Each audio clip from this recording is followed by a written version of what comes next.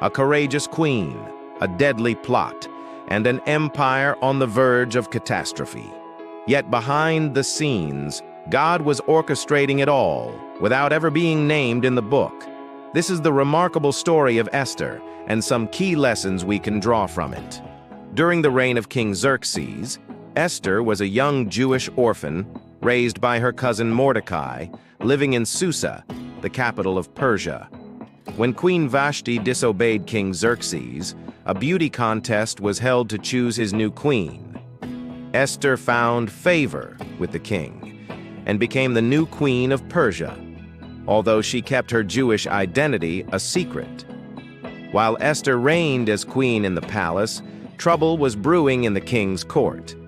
Haman, a high-ranking official in the king's court, harbored a deep hatred for the Jews, and he devised a plan to exterminate all the Jews in the kingdom. Mordecai, Esther's cousin, discovered the plot and urged Esther to intervene.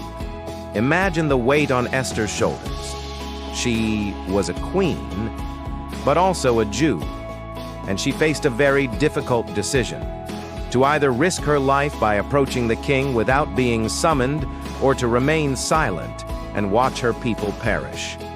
After 3 days of contemplation, accompanied by prayer and fasting from her people, Esther summoned great courage and decided to approach the king, saying, "If I perish, I perish." Esther invited the king and Haman to 2 banquets. At the second banquet, Esther revealed her Jewish heritage to the king, exposed Haman's evil plan, and pleaded with the king for the lives of her people. King Xerxes was outraged upon learning of Haman's plot to exterminate the Jews, and he ordered Haman to be hanged on the very gallows he had prepared for Mordecai. Later on, Mordecai was elevated to a position of prominence in the kingdom.